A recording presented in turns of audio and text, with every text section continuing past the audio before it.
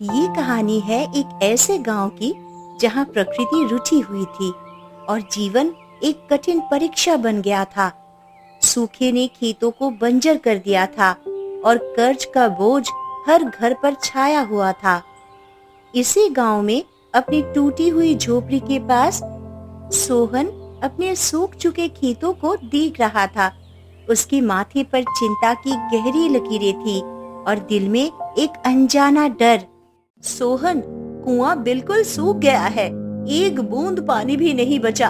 हमारे पास अब कोई आसरा नहीं और उस दानवीर सेठ का कर्ज, वो तो हमारे सिर पर तलवार बनकर लटका है। अगर इस हफ्ते बारिश नहीं हुई तो वे हमें हमारे जमीन से बेदखल कर देंगे। हम कहाँ जाएंगे सोहन? हमारे बच्चों का क्या होगा? मुझे कुछ समझ नहीं आ रहा है सोहन। चिंता मत करो भूमिका, इतनी जल्दी हिम्मत मत हारो। मैंने अपने खेत की मेड़ से थोड़ा सा बीज बचा कर रखा है। ये हमारा आखिरी सहारा है, पर इससे कुछ तो होगा। उसे बेचकर कर्ज की एक किश्त तो चुका ही देंगे। हमें बस थोड़ा और सब्र रखना होगा। ईश्वर हमारी मदद जरूर करेंगे। बेचने की बात कर रहे हो सोहन? अरे अब बाजार में बीज कहाँ मिलेंगे? तुम किस दुनिया में जी रहे हो? हाँ, तुम्हें पता भी है मैंने गांव के सारे गोदामों से बीज खरीद ली है। एक एक दाना मेरे कब्जे में है। अब अकाल पड़ेगा, जब लोग भूख से तड़पेंगे, तब मैं इन बीजों को सोने के भाव बेचूंगा। ये तो व्यापार है सोहन, तुम जैसे सीधे साधे लोग कैसे समझेंगे? मोहन, तुम्हें गांव के दुख से कोई फर्क नहीं पड़ता क्या? तुम्हारी इंसानियत मर गई है। लोग भूख से मर रहे हैं और तुम अपने मुनाफे की सोच रहे हो। तुम्हें शर्म नहीं आती? दुख तो उसका है जो लालच नहीं करता। दुख तो उनका है जो अवसर को पहचान नहीं पाते। अब तुम्हारा बीज कोई नहीं खरीदेगा, क्योंकि कीमत तय करने वाला मैं हूँ। बाजार मेरे हाथ में है सोहन। तुम और तुम्हारे जैसे लोग अब मेरे रहमो करम पर हो। मोहन के जाने के बाद सोहन और भूमिका एक दूसरे को देखते हैं। उनकी आंखों में उदासी थी, पर एक दूसरे के प्रति उनका विश्वास और गहरा हो गया था।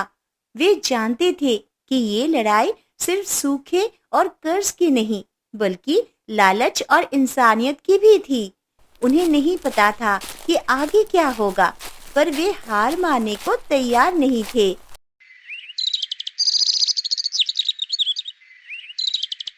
मोहन के गोदाम के बाहर एक मजबूत प्रहरी पहरा दे रहा था।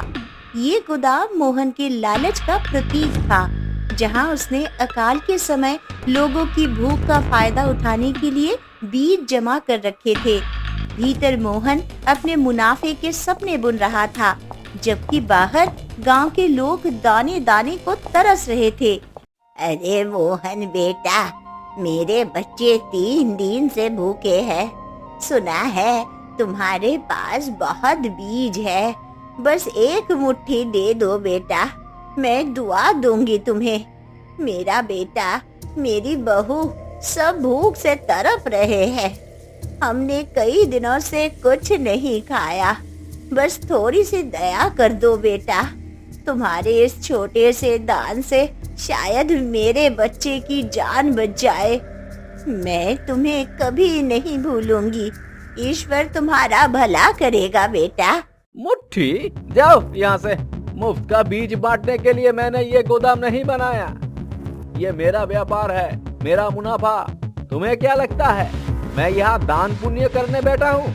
अगर बीज चाहिए तो कीमत चुकानी पड़ेगी, और हाँ, कीमत वही होगी जो मैं तय करूँगा। जाओ जाओ यहाँ से जाओ। मेरे पास तुम्हारे जैसा भिखारी के लिए समय नहीं है। प्रहरी, इस भिखारन को मेरे गोदाम के पास दोबारा मत आने देना। इसे भगाओ यहाँ से। जी मालिक, जाइए जाइए यहाँ से। सेठ जी के पास फालतू लोगों के लिए समय नहीं है। दोबारा यहाँ दिखने की कोशिश मत करना, वरना अच्छा नहीं होगा। वृद्धा के जाने के बाद मोहन अपने गोदाम में वापस चला जाता है। जहाँ बीजों की ढेर उसके लालच की कहानी कह रहा था। उसे इस बात का जरा भी अफसोस नहीं था कि उसने एक भूखी माँ को खाली हाथ लौटा दिया। उसे लगा कि उसने एक अच्छा व्यापार किया है, पर उसे ये नहीं पता था कि उसके इस लालच का फल उसे जल्दी ही मिलने वाला था। विद्या की उदास आंखें और उसकी खाली झोली मोहन के भविष्य की एक भयानक तस्वीर पेश कर रही थी।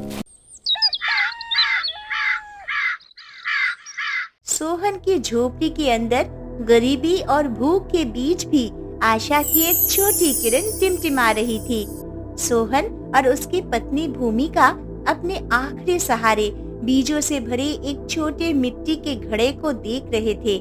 ये सिर्फ बीज नहीं थे, बल्कि उनके भविष्य की उम्मीद थी। सोहन, इस बीज को संभाल कर रखना, यही हमारी आखिरी दाना है। इसी से दांतवीर सेठ का कर्ज चुकाना है। अगर ये भी चला गया तो हमारे पास कुछ नहीं बचेगा। हमारे बच्चों का क्या होगा? कैसे जिएंगे हम? मैंने तो सोचा था कि इस बीज को बेचकर कुछ दिन और गुजारा कर लेंगे, पर अब तो बाजार भी मोहन के कब्जे में है। मुझे कुछ समझ नहीं आ रहा सोहन, मेरा दिल बैठा जा रहा है। मैं जानता हूँ भूमिका, हालत बहुत मुश्किल है, पर हमें हिम्मत नहीं हारनी चाहिए। जब तक सांस है तब तक आस है। मैंने सुना है कि गांव के कुछ लोग अभी भी छोटे मोटे व्यापार कर रहे हैं। शायद हम भी किसी तरह इस बीज को बेच पाए। हमें बस कोशिश करनी होगी। कोशिश तो हम कर ही रहे हैं सोहन, पर हर तरफ से निराशा ही मिल रही है। कुएं सूख गए हैं, खेत बंजर हो गए हैं, और अब ये मोहन का अत्याचार। लगता है ईश्वर भी हमसे रूठ गए हैं। मैं तो बस यही सोचती हूँ कि हमारे बच्चों का क्या होगा। वे तो अभी छोटे हैं। ईश्वर कभी किसी का साथ नहीं छोड़ते भूमिका। हमें बस अपने कर्म पर विश्वास रखना चाहिए। मैंने हमेशा ईमानदारी से काम किया है और मुझे विश्वास है कि इसका फल हमें जरूर मिलेगा। हमें बस धैर्य रखना होगा।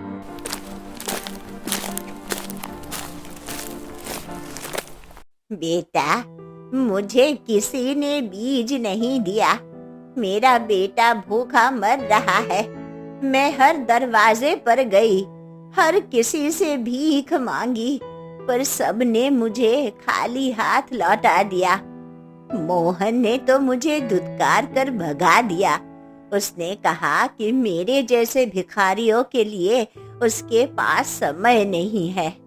तुम ही सहारा हो बेटा, तुम ही मेरी आखिरी उम्मीद हो। अगर तुम भी मना कर दोगे तो मेरे बच्चे भूख से मर जाएंगे। उनकी आंखों में भूख देखकर मेरा कलेजा फट रहा है बेटा।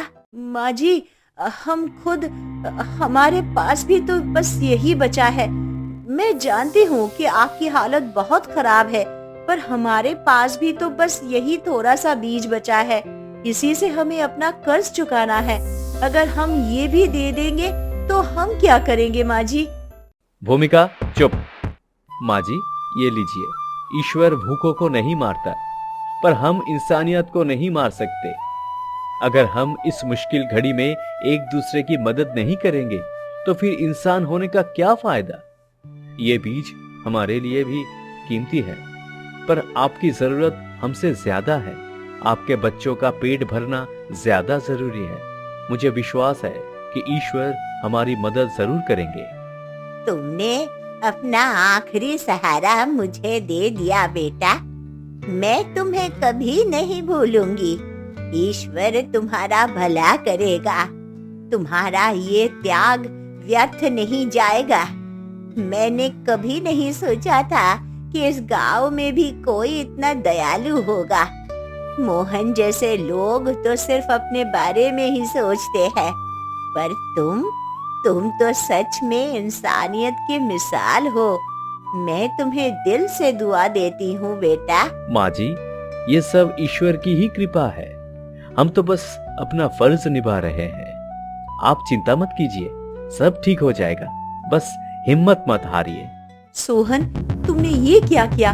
अब हम क्या करेंगे? हमारा कर्ज कैसे चुकाएंगे? भूमिका, चिंता मत करो। मुझे विश्वास है कि ईश्वर हमारी मदद जरूर करेंगे। इंसानियत से बड़ा कोई धर्म नहीं होता। हमने जो किया है वो सही है। मुझे यकीन है कि इसका फल हमें जरूर मिलेगा। तुम दोनों सच में बहुत अच्छे इंसान हो। मैंने तो उम्मीद ही छोड़ दी थी, पर तुमने मुझे फिर से जीने की उम्मीद दी है। मैं तुम्हारी इस दयालुता को कभी नहीं भूलूंगी।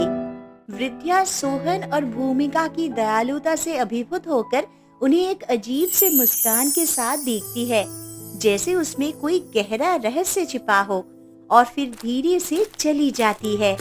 उसकी मुस्कान में कुछ ऐसा था जो सोहन और भूमिका समझ नहीं पाए। वे बस यही जानते थे कि उन्होंने इंसानियत का फर्ज निभाया है, और उन्हें विश्वास था कि इसका फल उन्हें जरूर मिलेगा। गांव के केंद्र में, जहां हर सुबह जीवन की चहल पहल होती थी, आज एक अजीब सी खामोशी छाई हुई थी।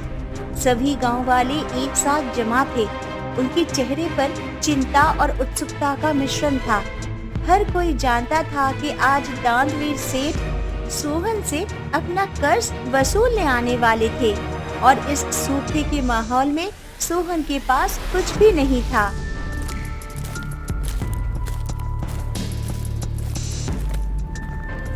सोहन, तुम्हारा कर्ज चुकाने का समय आ गया है।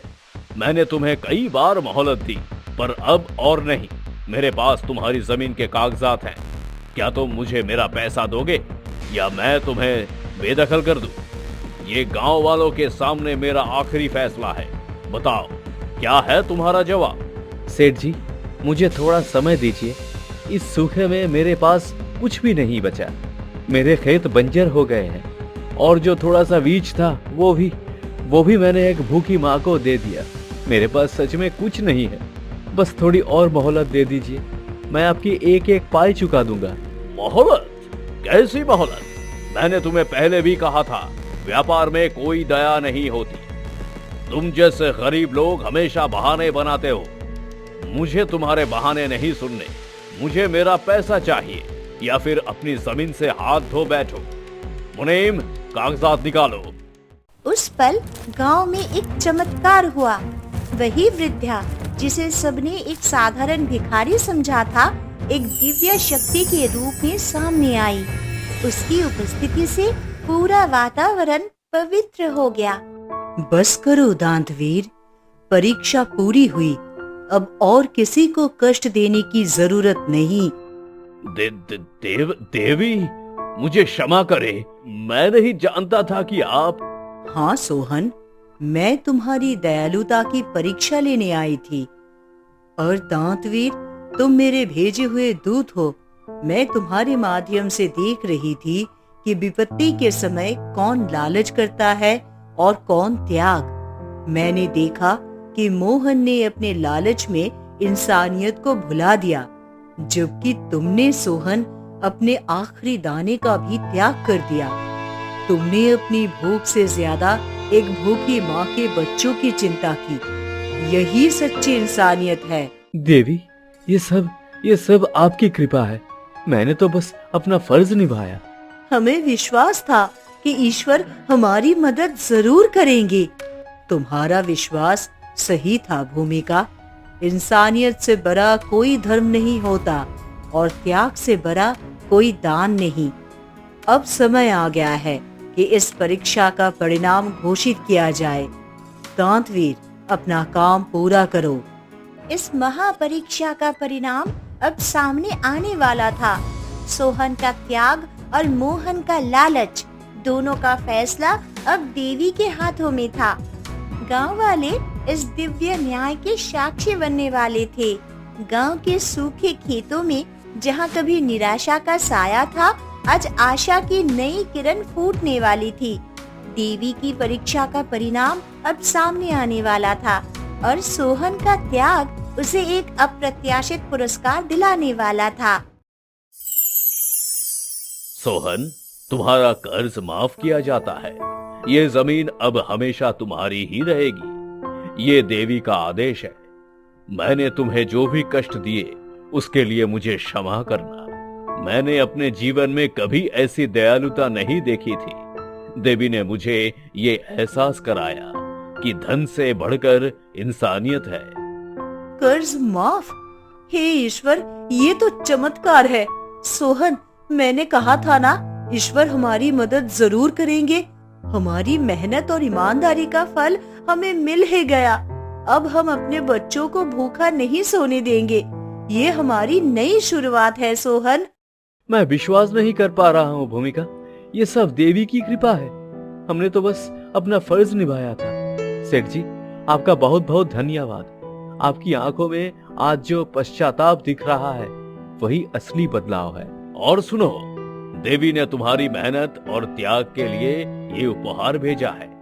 वो एक जादुई जलधारा को सोहन के खेत की ओर मोड़ देते हैं। देखते ही देखते सूखे खेत में पानी बहने लगता है।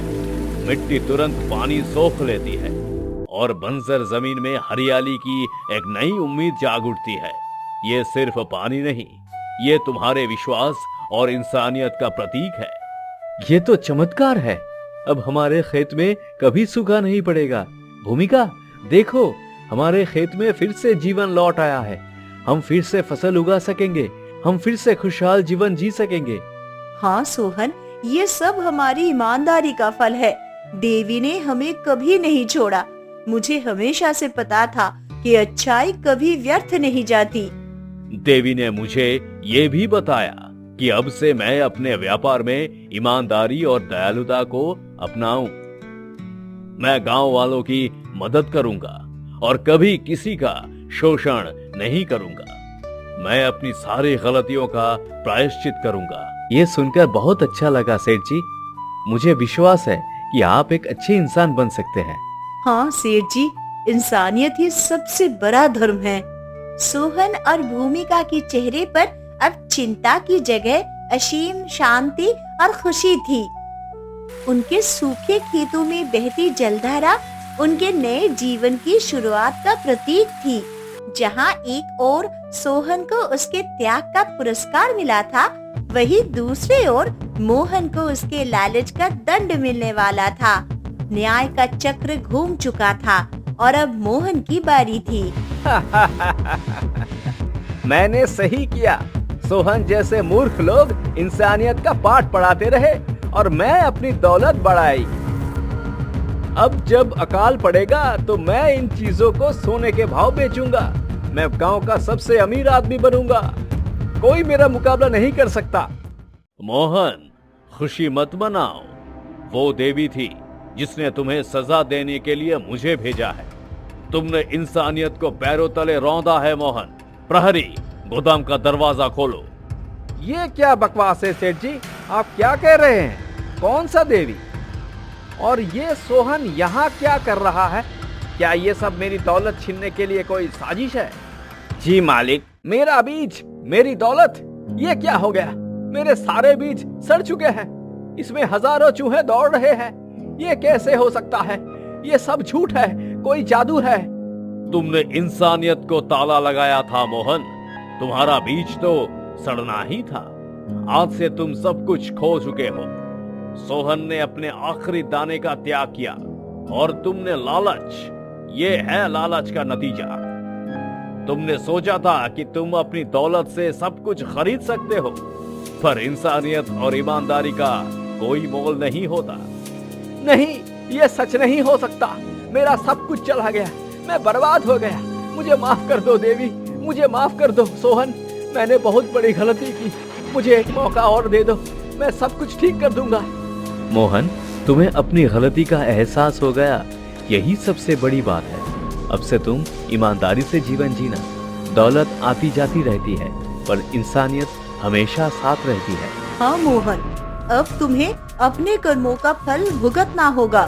पर अगर तुम सच में बदलना चाहते हो तो देवी तुम्हें एक और मौका जरूर देंगी। मोहन जमीन पर गिरकर रोने लगता है, जबकि सोहन और भूमिका अपनी नई शुरुआत की ओर देखते हैं। इस घटना ने पूरे गांव को एक महत्वपूर्ण सबक सिखाया। लालच का अंत हमेशा बुरा होता है और इंसानियत व ईमानदारी ही सच्चे धन है।